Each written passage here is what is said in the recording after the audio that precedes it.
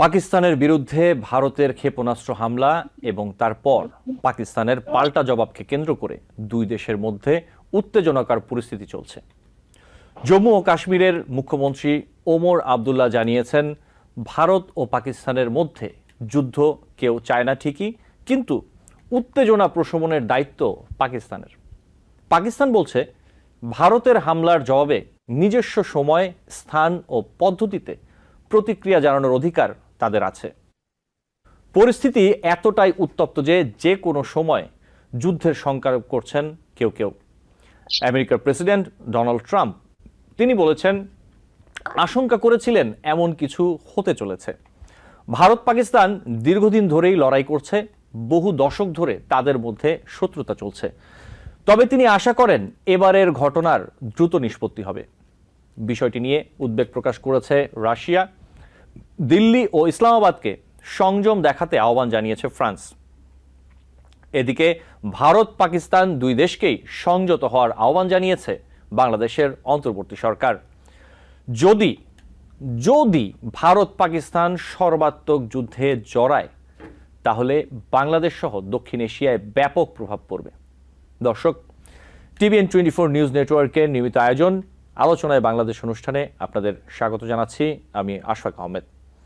আজকের অনুষ্ঠানে অতিথি হিসাবে ভারতের কাশ্মীর থেকে যুক্ত আছেন বিলাল ভাট, প্রধান সম্পাদক আওয়ামী রিপোর্টার, এবং আমাদের সাথে আরও যুক্ত আছেন ডক্টর সৈয়দ আব্দুল্লাল মামুন চৌধুরী, প্রফেসর, আন্তর্জাতিক সম্পর্ক বিভাগ, রাজশাহী বিশ্ববিদ্যালয়। আপনাদের স্বাগত জানাচ্ছি আলোচনায় বাংলাদেশ অনুষ্ঠানে। Bilal Bhatt, thank you for joining again on our show. Yeah, thank you. First, I will read up some information, then I will come to you. প্রথমে যে তথ্যটি আমি আসলে তুলে ধরতে চাই এই কাশ্মীর সংক্রান্ত বিষয় এবং ভারত পাকিস্তানের যে চলমান পরিস্থিতি রয়েছে, এই তথ্যগুলো নিয়ে আমরা কথা বলবো। আমি একটু Bilal Bhat, okay, let's start with you Bilal. The first thing I would like to ask you, the thing is, in what ways has the conflict impacted the civilians living along the line of control? Obviously, whenever there is an escalation between the two countries, they are both nuclear powers. Whenever there is a conflict, there is shelling across the borders. There is a casualty from both ends. You saw in today the attack, Operation Sindoor. You saw more than as per the Pakistani media officials, 26 killings, while the India says more than 80 terrorists were killed in Pakistan. And at the same time, you see the killings at the Indian side of Kashmir. You saw 10 civilian deaths. So death is imminent when there is any kind of casualty between the two armored neighbors. There are killings, there are casualties, there is a loss of life, loss of property that we see, death and destruction. Okay, another thing I would like to ask you, how do media portrayals in both countries, India and Pakistan, shape the public perception of the conflict? See, driven by the nationalistic fervor, both countries, they have this kind of they built narratives. You see the Indian media is hailing the attack which took against Pakistan, and the Pakistan again, the media in Pakistan is trying to, they are trying to also kind of see this as a victory, because they claim they have downed 5 Indian jets. So both the media, they are creating the war hysteria. They are creating this kind of wedge. They are creating we have done this, we have done that, and much more needs to be done. So in this kind of war hysteria that the media is creating, the war scenario, there are escalations do take place. And the recent attack, the Operation Sindoor, was kind of driven by the nationalistic media. It was from the public pressure that was mounting on Modi government, and Modi government had to do something, because he did away with the Indus Water Treaty. He tried to block the water, and then this was not enough. The narrative was already set that it forced the present government to take retaliation. They had to do something, and Operation was Sindoor was a much needed step that Modi government had to do to retaliate the killings that took place in Pahalgam. Okay, Bilal. And do you think that the media is playing a proper role in India, and same goes for Pakistan? What he was talking about? I told you they have prejudices, preconceptions, and the biases are there. Right? They are driven by the nationalistic fervor, and you can't see the authenticity of the news is always in question. As you compare the reporting of the international organizations like BBC and Reuters, you will see definitely there is a different angle. You cannot in countries like India and Pakistan, it's very difficult to be a reporter who speaks all truth. It's not the case, because if you speak the facts, you're gonna face the music. There are some reports around. You might have seen on the international news that 3 Indian jets were drawn, which was confirmed by the Reuters. Okay, then again, the same news was shared by the newspaper The Hindu, which is one of the leading newspapers in India. And after some time, they had to delete the news under the public pressure, or maybe the government pressure. They had to delete the news. So in this kind of situation, it cannot be just. You cannot speak truth. You have to, I told you that they are driven by the nationalistic thing, and they have to be. There is a bias, I will say. Bilal, another thing, the analysts, many of them, I was going through some news portals and news, they have raised concerns over increased risk of escalation. What would you say about that? See, the war against, the attacks, the Operation Sindoor, which went against Pakistan, it deeply struck Pakistan. You will see how.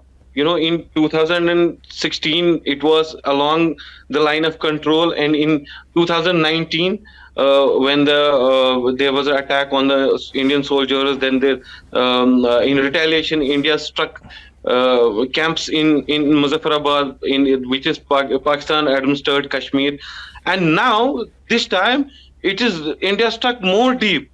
India not only went to only Muzaffarabad, Pakistan administered Kashmir, it also went deep inside Punjab. So there is an escalation, and then there is one more thing that you need to keep in consideration. In 2016 and 2019, public was with the Pakistani public was with the Pakistani army. Right now, there's a rift between Pakistani army and the publics. Public has lost the hope, and the popularity among the Pakistani people is very low. So to win over the people, they have to do something. I think they will be driven by this thing that the retaliation right now is inevitable. There will be a retaliation if they have to, save their reputation, win over the hearts of the Pakistani people. I think there would be a retaliation, a strong retaliation from Pakistan. So in that way, there will be more escalations. But on the other side, you see the Indian defense minister, you see the national security advisor Doval, he has strictly told Pakistan, if retaliation takes place, you will see the 10 times more consequences of the war you saw right in Operation Sindoor. So there will be a more escalation.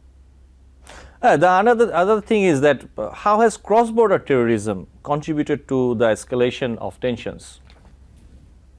See, this has always been there since 90s. There has been after the wars which took place between India, there has been 3 wars, and then from 90s there has been cross-border terrorism. India accuses Pakistan of terrorism in Kashmir, and these things has been going on and off, and presently we see a decline. That decline because the Eden government had been very tough on the terror camps and on the network, the so-called freedom fighters and the resistance movement in Kashmir. The government had been very tough. There was a kind of frustration from the other side, and this could have been the the Pahalgam attack that you saw. It would have been out of the frustration that the things were normalizing in Kashmir. This could have been one of the reasons, and we see a trend changing. This trend, they never had attack tourists openly like this. Though there is an utter frustration, so there will be more loss of the people, the civilians, the unarmed civilians. Earlier, if you go decade back, you will see the trend was the civilian casualties were not that much, as they used to attacks used to be on the army establishments, attacks used to be on the police personals. Now the attacks are on the civilians, the unarmed civilians. So I think the trend has changed. The trend has changed, and this is very dangerous. Okay Bilal Bhat, I will get back to you. Thank you doctor Syed Abdullah Mamun Chowdhury. আমি একটু আপনার কাছে আসি, যে বিষয়গুলো নিয়ে কথা বলছিল বিলাল ভাট, সেখানকার পরিস্থিতি জানাচ্ছিলেন। ভারত পাকিস্তান কি আরো বড় ধরনের কোনো সংঘাতের দিকে যাচ্ছে? আপনি কিভাবে দেখছেন বিষয়টি, কি মনে হচ্ছে আপনার? দেখুন, পরিস্থিতি যেভাবে এগোচ্ছে এবং উভয় পক্ষ যেভাবে বক্তব্য দিচ্ছে এবং উভয় পক্ষকে উত্তেজিত করা দেওয়ার জন্য মিডিয়াগুলো যেভাবে প্রচারণা চালাচ্ছে, এই সার্বিক পরিস্থিতি দেখে এটা মনে হয় যে ভারত এবং পাকিস্তান এই যে বর্তমান যে সংঘর্ষটা শুরু হয়েছে, এটি হয়তো আরো ভয়ঙ্কর দিকে মানে যেতে পারে, এই সম্ভাবনাটা আছে। তবে উভয় রাষ্ট্রের যারা পরিচালনা করছেন, তারা যদি একটু ঠান্ডা মাথায় বিষয়টাকে ভেবে দেখেন যে এই ভারত এবং পাকিস্তানের যুদ্ধে আলটিমেট পরিণতিটা কি এবং এখান থেকে তারা কি গেইন করবেন, এখানে what Pakistan will gain from it or what India will gain from it, nothing, zero, just a clash and human casualties. তো এটা যদি তারা চিন্তা করে, তাহলে আমার মনে হয় যে এটা একটা সর্বাত্মক যুদ্ধে রূপান্তরিত নাও হতে পারে। কিন্তু পরিস্থিতি বলছে যে সর্বাত্মক যুদ্ধে দিকে ধাবিত হওয়ার জন্য বিভিন্ন অ্যাক্টর এখানে কাজ করছে। প্রথমত ভারত এবং পাকিস্তান উভয় দেশের সরকারি যারা সরকার পরিচালনা করছেন, তারা রাজনৈতিকভাবে একটু চাপে আছেন। ভারতের শাহবাজ শরীফ পাকিস্তানের শাহবাজ শরীফ সরকার এবং ভারতের যে মোদী সরকার, উভয়ই রাজনৈতিকভাবে তার ষষ্ঠ দেশে যে চাপের মধ্যে আছেন, সেই চাপ কাটিয়ে ওঠার জন্য হয়তোবা তারা এটাকে একটা পলিটিক্যাল ম্যানিপুলেশনের দিকে যদি যেতে চান এবং যে গ্লোবাল অ্যাক্টরদের যে বিভিন্ন ধরনের তৎপরতা, এগুলো যদি তারা আমলে নেন, তাহলে হয়তোবা এটা খারাপের দিকে যাওয়ার সম্ভাবনা আছে।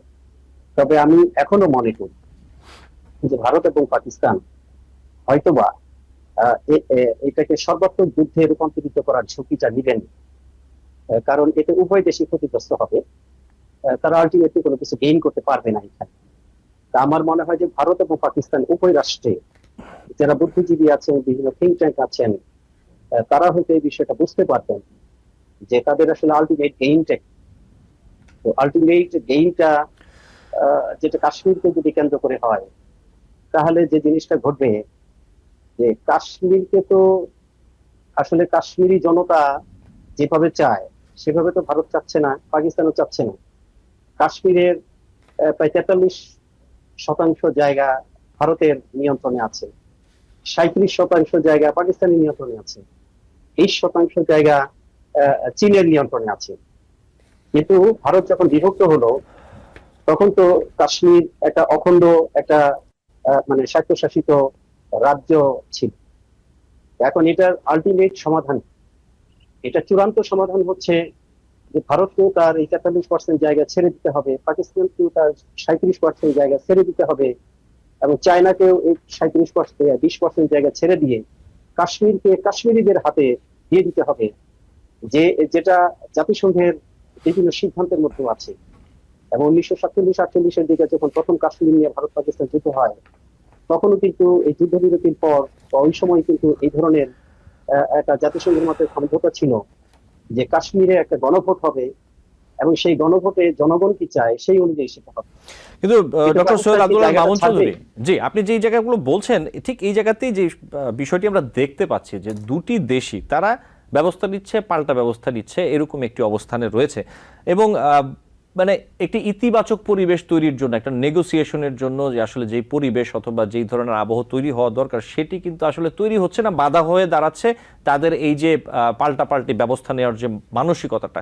আপনি কি মনে করেন যে কিছুদিন গেলে অথবা একটা নির্দিষ্ট সময় পরে নিশ্চয়ই তারা ভারত এবং পাকিস্তানের সরকার তারা এই বিষয়টি নেগোসিয়েশনের মধ্যে আসবে, অথবা আন্তর্জাতিক চাপ যতক্ষণ না আসবে তারা হয়তো বা তাদের একটা রিজিট অবস্থানেই থাকবে? কারণ এবারের বিষয়টা যেটা আমরা এখনো পর্যন্ত দেখতে পাচ্ছি যে কেউ কিন্তু কাউকে ছাড় দিচ্ছে না। আমি যেটা মনে করি যে ভারতীয় উপমহাদেশের সরকার বা রাজনীতির সাথে যারা জড়িত বা জনগণের মধ্যে, আমি এখনো মনে করি যে তাদের শিক্ষা দীক্ষায় তারা এখনো অনেকটাই অনগ্রসর। ব্যাপক জনগোষ্ঠী ভারতের এবং পাকিস্তানের, ইনক্লুডিং বাংলাদেশের ব্যাপক জনগোষ্ঠী হচ্ছে আবেগপ্রবণ। তারা যে কোনো বিষয়কে ধর্মীয় দৃষ্টিভঙ্গিতে মূল্যায়ন করে এবং ন্যাশনালিস্টিক দৃষ্টিতে তারা মূল্যায়ন করে। কিন্তু পৃথিবীতে এখন গ্লোবালাইজড হয়ে গিয়েছে, আমাদের পুরাতন দৃষ্টিভঙ্গিগুলো পরিবর্তন করতে হবে।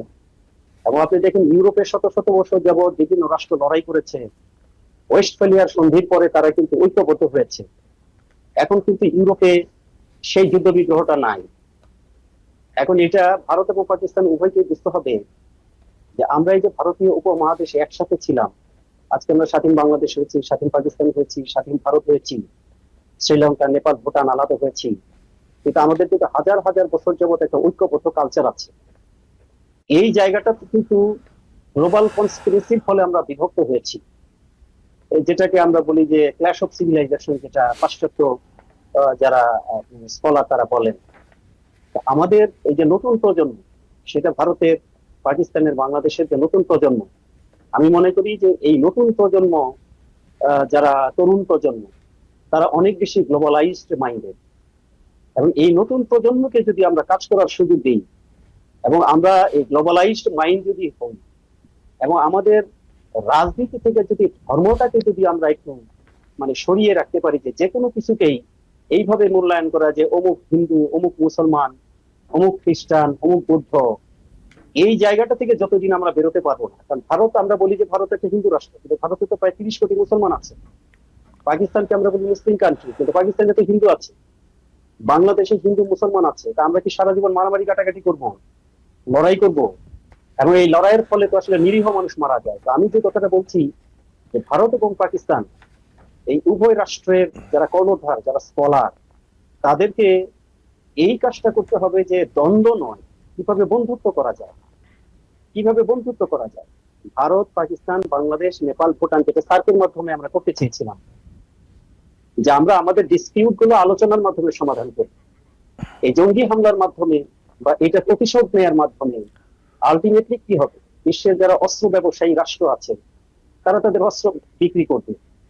আজকে ভারত যে অস্ত্রগুলো ব্যবহার করছে, পাকিস্তান যে অস্ত্রগুলো ব্যবহার করছে, এগুলো তো সবই পাশ্চাত্যের থেকে কেনা। তো তাহলে তো আমাদের গ্লোবাল পলিটিক্সটা বুঝতে হবে। আমি আশাবাদী, আমি আসলে আশাবাদী যে ভারত এবং পাকিস্তানের ডক্টর সৈয়দ আব্দুল আল মামুন চৌধুরী, আমাকে একটি বিরতি নিতে হবে, বিরতি থেকে ফিরে আমরা এই বিষয়গুলো আলোচনা করব। Bilal, I have to take a small break, I will get back to you. দর্শক, আলোচনায় বাংলাদেশ অনুষ্ঠানে নিচ্ছি ছোট্ট একটি বিরতি, সাথে থাকবেন। TBN 24 টেলিভিশন দেখতে আজই কল করুন 7187776556। লগ ইন করুন www.totalcablebd.com।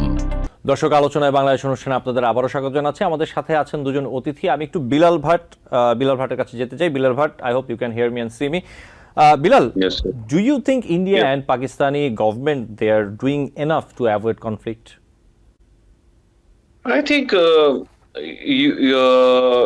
rather if you analyze Operation Sindoor, you would see there was the precise target the Indian Air Force had done was on the camps. They say the terror camps. They the term they use for that, and you will see that though there was no military target, so in a way, India doesn't want also doesn't want to escalate the war because war has its consequences, the economic loss, the greater loss of life.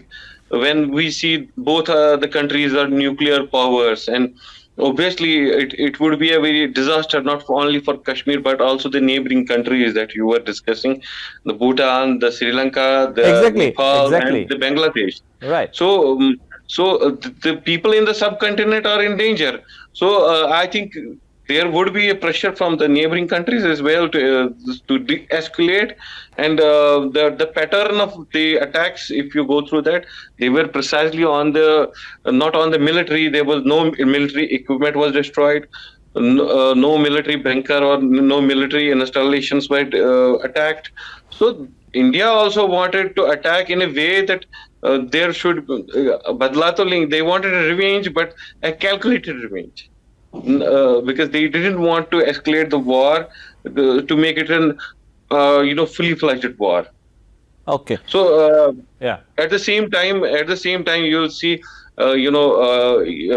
the defense minister of Pakistan, Khwaja Asif, he spoke to the Bloomberg and he said there are chances of de-escalation. If India wants to de-escalate, we are also not with the war.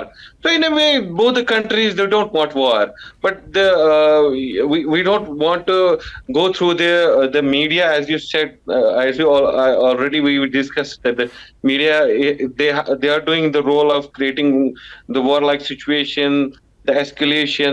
But on the government side, both the governments definitely they don't want to escalate it further. Okay, thank you Bilal. Doctor Syed Abdul Mamun Chowdhury, আমি একটু আপনার কাছে আসি। এই যে বিলাল যেমনটা বলছিল, এবং ভারত পাকিস্তান দুই দেশের হাতেই পারমাণবিক অস্ত্র রয়েছে, এখন এখানে যে বিষয়টা রয়েছে এটি আসলে ভয় দেখানোর বিষয় না, অথবা এটি নিয়ে আতঙ্ক তৈরি করা আমাদের উদ্দেশ্য না, কিন্তু আমি যেভাবে জিনিসটা মনে করি, আমি একটু আপনার সাথে শেয়ার করি। আমি মনে করি যে এই যে পারমাণবিক শক্তিধর দুইটি রাষ্ট্র, তারা যতই ঝগড়া করুক, যতই তাদের মধ্যে যুদ্ধ পরিস্থিতি তৈরি হোক, আমি মনে করি যে তারা হয়তো বা খুব বেশি দূর যাবে না। এই বিষয়টা অনেকে দুশ্চিন্তার মনে করে। আপনি কি মনে করেন যে পারমাণবিক শক্তি থাকায় দুশ্চিন্তার, নাকি বিষয়টা এমনও হতে পারে যে দুই দেশের কাছে পারমাণবিক অস্ত্র আছে, যার কারণে তারা জানে আসলে ক্ষয়ক্ষতি কি পরিমাণ হতে পারে, যার ফলে একটি নির্দিষ্ট পর্যায়ে যাওয়ার পরে, পরিস্থিতিতে যাওয়ার পরে নিশ্চয়ই তারা এটাকে পুল ব্যাক করবেন, অথবা আলোচনায় বসবেন, অথবা আন্তর্জাতিক চাপের মাধ্যমে জিনিসটিকে একটি পর্যায়ে নিয়ে আসা হবে। এই জায়গাটি আপনি কিভাবে দেখেন? ধন্যবাদ। পারমাণবিক অস্ত্র কোন রাষ্ট্রের কাছে থাকা, এটা একদিক দিয়ে দুশ্চিন্তারও, আবার একদিক দিয়ে এটা সুবিধারও। কারণ অনেক সময় আমরা বলি যে শান্তি নিশ্চিত করার জন্য শক্তি অর্জনের প্রয়োজন আছে, কারণ কখনো কখনো আলাপ আলোচনার মাধ্যমে শান্তি আসে না। কারণ একটা জায়গায় তখনই নেগোসিয়েশন হয় যখন বিবদমান পক্ষগুলো বুঝতে পারে যে তা একটা উইন উইন সিচুয়েশন তৈরি হয়েছে। যে পর্যন্ত বিবদমান পক্ষগুলো উইন উইন সিচুয়েশন হয়েছে এরকম উপলব্ধি না করবে, তখন তার একটা হিউমিলিয়েশনের মাইন্ড তৈরি হবে, এবং সেখান থেকে সে বেরিয়ে আসার জন্য আউট অফ হিউমিলিয়েশন সে হয়তো কিছু করে বসতে পারে। আপনারা দেখেছেন যে প্রথম বিশ্বযুদ্ধের পরে যে ভার্সাই সন্ধিটা হলো, সেই ভার্সাই সন্ধির মধ্যে কিন্তু জার্মানির পর এমন সব শর্ত চাপিয়ে দেওয়া হয়েছিল যে জার্মানিকে উইন উইন সিচুয়েশনের মাইন্ড দেয়া হয়নি, ফলে হিটলারের উত্থান ঘটে। এবং অনেকে বলেন যে ভার্সাই সন্ধির যে ত্রুটি, এটাই দ্বিতীয় বিশ্বযুদ্ধের সৃষ্টি করেছে। এটা একটা অ্যাপ্রুভড জিনিস। ভারত এবং পাকিস্তান সবসময় শঙ্কায় থাকে যে ভারতের মানে প্যারিটি অর্জন করতে হবে, তাকে মানে শক্তি সাম্য অর্জন করতে হবে, এবং ভারতও মনে করে যে সে গ্লোবাল পাওয়ার হিসেবে যদি উত্থান ঘটতে হয় তাহলে রিজিওনাল পাওয়ারগুলোর উপরে তার এক ধরনের আধিপত্য থাকতে হবে। এগুলো কিন্তু স্বাভাবিক প্রক্রিয়া গ্লোবাল পলিটিক্স এর মধ্যে। এখন সেই ক্ষেত্রে ভারতে যেমন পারমাণবিক শক্তি অর্জন করেছে, এবং ভারতকে কাউন্টার করার জন্য পাকিস্তানের আইয়ুব খান বলেছিলেন যে আমরা ঘাস খেয়ে থাকবো, তবু আমরা পারমাণবিক বোমা বানাবো, এবং তারা কিন্তু সেটা বানিয়েছে। এখন এই যে রেষারেষি, এই রেষারেষিটা যদি চলতে থাকে, তাহলে একটা পর্যায়ে গিয়ে কিন্তু পারমাণবিক বোমা ব্যবহার হয়ে যেতে পারে। এটা ডিপেন্ড করবে যে ওই কনফ্লিক্টের সিচুয়েশনে কারা দেশটাকে নেতৃত্ব দিচ্ছে। এক্ষেত্রে পাকিস্তানের ক্ষেত্রে আমরা দেখি যে পাকিস্তানের রাজনীতি মিলিটারি নির্ভর, কাজে তাদের চিন্তা ভাবনাটা অনেকটাই মানে মিলিটারি সেন্স থেকে আসে। অপরপক্ষে ভারত কিন্তু একটা ডেমোক্রেটিক কান্ট্রি, সো তাদের ন্যাশনাল পলিসির ক্ষেত্রে কিন্তু মিলিটারি সেন্সের চাইতে রাজনীতিবিদদের প্রভাবটা বেশি। এই যে দুটো কান্ট্রির একটু বৈশিষ্ট্যগত পার্থক্য, এই পার্থক্যের কারণে ভারত তুলনামূলকভাবে বড় রাষ্ট্র হওয়ার কারণে তার জনগণের মধ্যেও কিন্তু এক ধরনের মানে হিউমিলিয়েটেড সেন্স আসে যে পাকিস্তান এত ছোট কান্ট্রি, তার কাছে বারবার আমরা মার খাচ্ছি। এটা পাকিস্তানের তারা যে অভিযোগটা করে যে পাকিস্তানের পক্ষ থেকে জঙ্গি হামলাটা হয়, কোথা থেকে হয় সেটা আলটিমেটলি প্রমাণ করা না গেলেও, যেহেতু জঙ্গি হামলাগুলো ভারতের হয়, সো এটাকে ম্যানিপুলেট করে যে এটা পাকিস্তান থেকে করা হয়, তখন ভারতের জনগণের মধ্যে একটা সেন্স আসে যে আমরা এত বড় রাষ্ট্র, অথচ বারবার তাদের কাছে মার খাচ্ছি, কিছু করতে পারছি না। এই সেন্স থেকে কিন্তু পলিটিক্যাল লিডারদের উপর একটা প্রেশার আসে, এবং পলিটিক্যাল লিডাররা যদি জনমতকে পরিবর্তন করতে না পারেন, জনগণকে বোঝাতে না পারেন যে না এখানে মার খাওয়ার কিছু নাই, তখন কিন্তু আবার হয় যে তাদের জনগণের চাপে পড়ে তারা কিন্তু মানে সেখান থেকে বেরিয়ে আসার জন্য অস্ত্রটাকে ব্যবহার করতে পারে।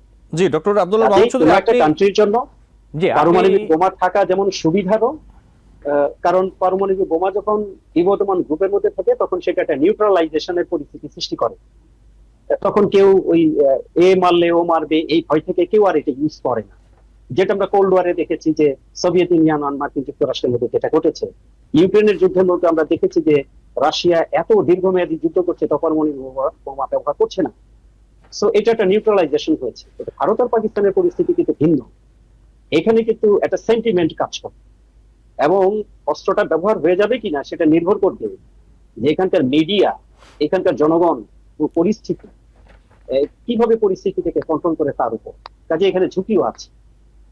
জি, ডক্টর সৈয়দ আব্দুল মাহমুদ, আপনি যেমনটা বলছিলেন যে আরেকটি বিষয় কিন্তু আসলে দেখার, যেমনটা বিলাল ভাটও বিভিন্ন বিষয়ে বলছিলেন যে ভারত এবং পাকিস্তানের যে বর্তমান সরকার, এবং যদি বলি স্পেশালি ভারতের বিজেপি যে আছে রাজনৈতিক দল, তাদের জন্য এই যে ইন্ডিয়া পাকিস্তান একটা কনফ্লিক্টিং সিচুয়েশন তৈরি করে রাখা আগামী নির্বাচনের আগে অথবা বর্তমান যে পরিস্থিতি, আপনিও বলছিলেন এই বিষয়টা, এটিও কি একটি কারণ হতে পারে যে জনপ্রিয়তা বাড়ানো, সাধারণ মানুষের মধ্যে ভোটারদের মধ্যে জনপ্রিয়তা বাড়ানো, যে ভোটিং বেসটাকে আরো স্ট্রং করা, এটিও কি একটা কারণ হতে পারে যে তারা আসলে এখনই নরম সুরে কথা বলছেন না, অথবা তারা এখনই ভালোভাবে কথা বলতে বসছেন না? এই বিষয়টি কি আপনার মনে হয়? এটা একটা কারণ অবশ্যই হতে পারে। কারণ হলো আপনারা দেখেন যে ভারত এবং পাকিস্তান উভয় রাষ্ট্রের যারা সরকারে আছেন তারা কিছুটা উগ্রপন্থা অবলম্বন করছে। ভারতের বর্তমান বিজেপি সরকারের বিরুদ্ধে অভিযোগ আছে যে তারা উগ্র হিন্দুত্ববাদী নীতি নিয়ে চলছেন।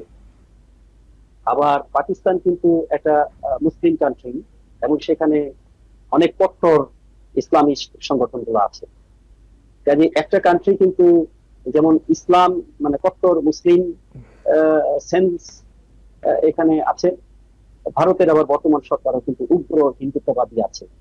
কাজে উভয় ক্ষেত্রে কিন্তু আমরা দেখছি যে একটা ধর্মীয় উন্মাদনা কাজ করছে, এবং এই উন্মাদনাগুলো কিন্তু সাধারণ জনগণ পছন্দ করেন না। তো সাধারণ জনগণ যখন এগুলো পছন্দ করেন না, তখন উভয় দেশের সরকারে যারা আছেন তাদের কিন্তু একটা জনপ্রিয়তার একটা পারদ ওঠানামা করার একটা ব্যাপার আছে। সেই কারণে উভয় দেশের যে সরকার, আমি যে কথাটা আগেই বলেছি, তারা তাদের যার যার পলিটিক্যাল ক্যারিয়ার ঠিক রাখার জন্য হয়তো জনগণের এই সেন্সটাকে ম্যানিপুলেট করার জন্য এই ধরনের নাটকও করতে পারে। কারণ অতীতে আমরা বিভিন্ন রাষ্ট্রের সংঘর্ষের ক্ষেত্রে এই ধরনের প্রবণতা কিন্তু দেখেছি। কাজেই এটাকে আমরা একেবারে উড়িয়ে দিতে পারি না, বা সরাসরি এটা বলতেও পারি না, কিন্তু এই আশঙ্কা কিন্তু আছে। কারণ আমরা দেখেছি যে এর আগে যখন ভারতে ইলেকশন হলো, তার আগেও কিন্তু ভারত পাকিস্তানের একটা সংঘর্ষ হয়েছিল, এবং যখনই পলিটিক্যাল ক্রাইসিস হয় বিভিন্ন দেশে আমরা দেখি তখন সরকারগুলো টিকে থাকার জন্য, জনগণের দৃষ্টি ভিন্ন দিকে ধাবিত করার জন্য একটা আর্টিফিশিয়াল ক্রাইসিস তৈরি করে। তো এটাও যে সেই ধরনের একটা আর্টিফিশিয়াল ক্রাইসিস কিনা সেটাও কিন্তু আমরা একেবারে মানে এই চুক্তি থেকে ফেলে দিতে পারি না। জি, ডক্টর সৈয়দ তো আব্দুল এটা মামুন চৌধুরী, থাকতে পারে। এই জায়গাতেই আরেকটি প্রশ্ন আসলে আসে, এখানে তাহলে কি ভূ রাজনীতির কোনো উস্কানি আছে? এই বিষয়টি আপনি কিভাবে দেখছেন? হ্যাঁ, যেটা ভুল উস্কানি তো আছে। আপনারা দেখেছেন যে কয়েকদিন যাবৎ মিডিয়াতে মার্কিন যুক্তরাষ্ট্রের রডগার্ড বিশ্ববিদ্যালয়ের একটা যে গবেষণা সেটাকে সামনে এনে বলা হয়েছে যে রডগার্ড বিশ্ববিদ্যালয়ের একজন গবেষক তিনি অতীতে গবেষণা করে দেখিয়েছেন, একটা ফোরকাস্টিং ছিল একটা, যে 2025 সাল নাগাদ ভারত এবং পাকিস্তান হয়তো পারমাণবিক যুদ্ধে জড়িয়ে পড়বে। তা আপনারা জানেন যে সুপার পাওয়ার গুলো যখন ভবিষ্যতে কোনো একটা মানে যুদ্ধে যায় বা সমস্যা তৈরি করে, তার আগে তারা বিশ্বে একটা জনমত তৈরি করে। এই জনমত গুলো তৈরি করার জন্য তাদের থিঙ্ক ট্যাঙ্ক গুলোকে তারা ব্যবহার করে। তারা বিভিন্ন ধরনের ন্যারেটিভস প্রচার করে, যেন এই ন্যারেটিভস গুলো কিন্তু আবার বিভিন্ন দেশের সরকার এবং জনগণকে মোটিভেটেড করে ওই দিকে।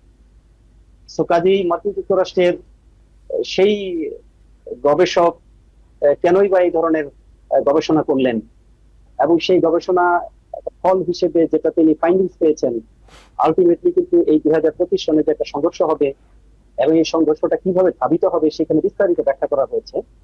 এবং তার সাথে কিন্তু আমরা বর্তমান ভারত পাকিস্তানের দ্বন্দ্বের কিছুটা মিল খুঁজে পাচ্ছি।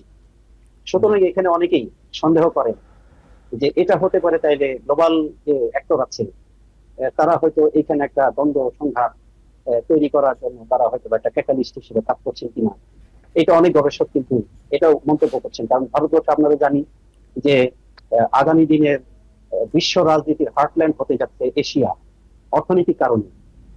সেইখানে চায়নার উত্থান এবং এখানে চায়নার পাশাপাশি ভারতের উত্থান, গ্লোবাল পলিটিক্সে এখন ভারত এবং পাকিস্তান একটা শক্তিশালী অবস্থানের দিকে উভয় রাষ্ট্রে যাচ্ছে।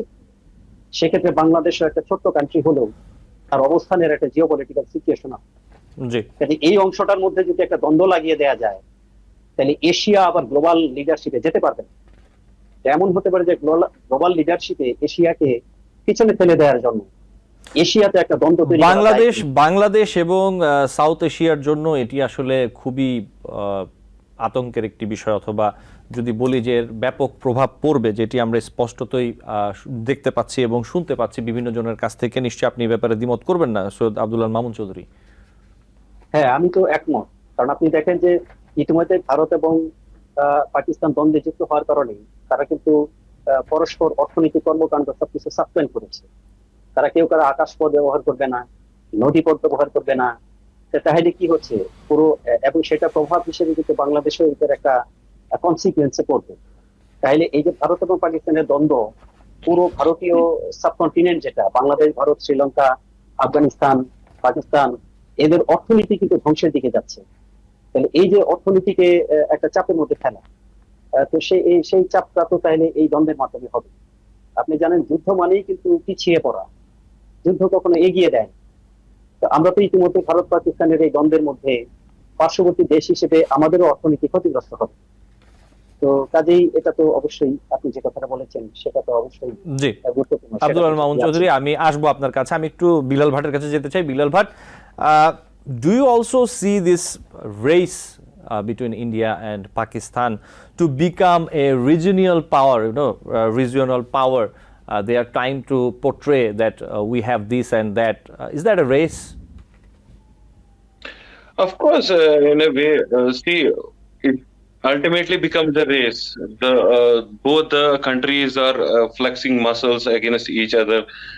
You can see if you analyze, they have the advanced equipments. India has Rafale. Pakistan got F-16. Both are in the arms race. Both countries are in nuclear. There's a race in nuclear arms as well.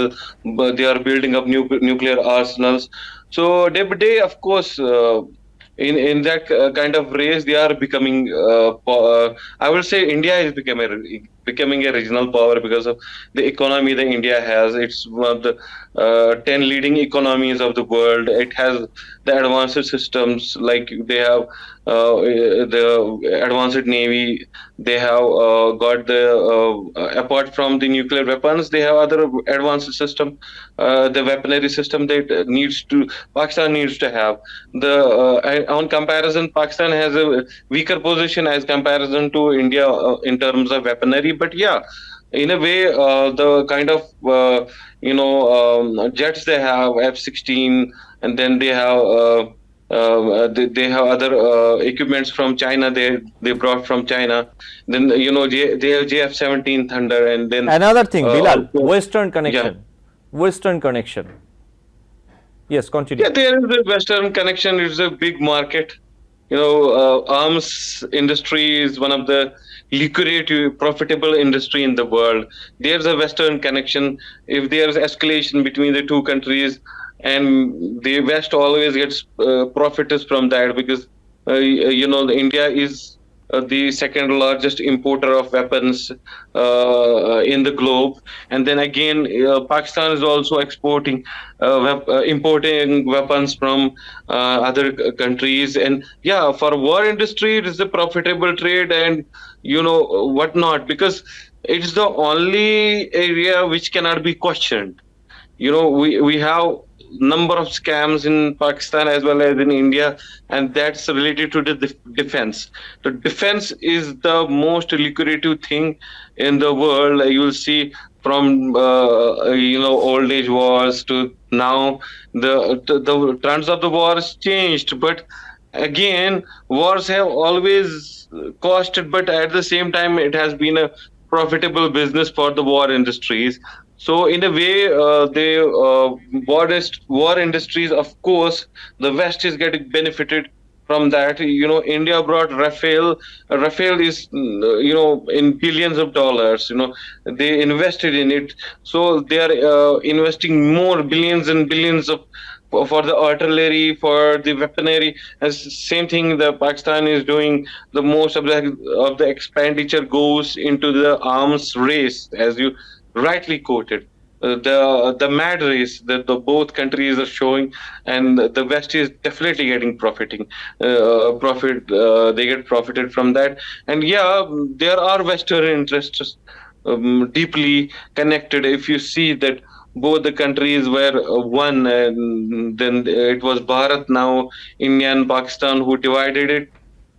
The British. And the British always wanted them, that divide and rule, who created that, the British again. And now the British and the Americans are ruling the world. And this is the divide and rule policy that's gonna, benefit them, their interests, the neo-colonial interests of the West, I would rather say. Okay, thank you Bilal Bhat. We don't have much time. Doctor Syed Abdul Mamun Chowdhury, আমি খুব সংক্ষেপে আপনার কাছে একটু আসি। বাংলাদেশের কি আসলে এই ক্ষেত্রে, যেমন বাংলাদেশের পররাষ্ট্র উপদেষ্টা বলেছিলেন যে তারা চাইলে বাংলাদেশ সমঝোতায় অংশ নিতে পারে ভারত এবং পাকিস্তান যদি মনে করে, কিন্তু এমন কোনো সুযোগ কি আপনি দেখছেন?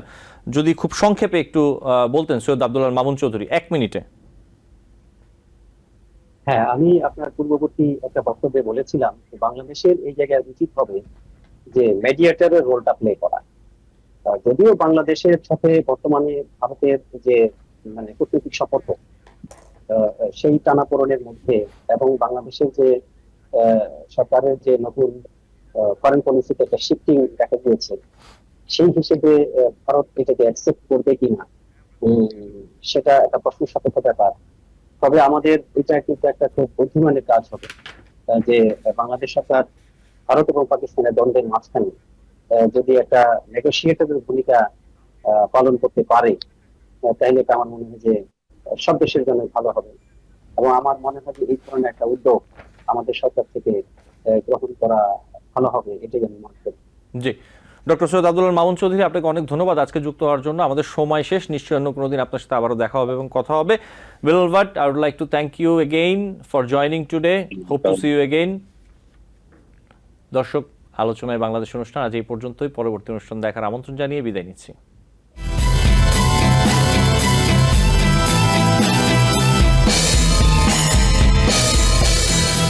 টিভিএন 24 টেলিভিশন দেখতে আজই কল করুন 7187776556। লগ ইন করুন www.totalcablebd.com। নিউ ইয়র্ক থেকে সম্প্রচারিত টিভিএন 24 টেলিভিশন বিশ্বজুড়ে বাঙালির কণ্ঠস্বর।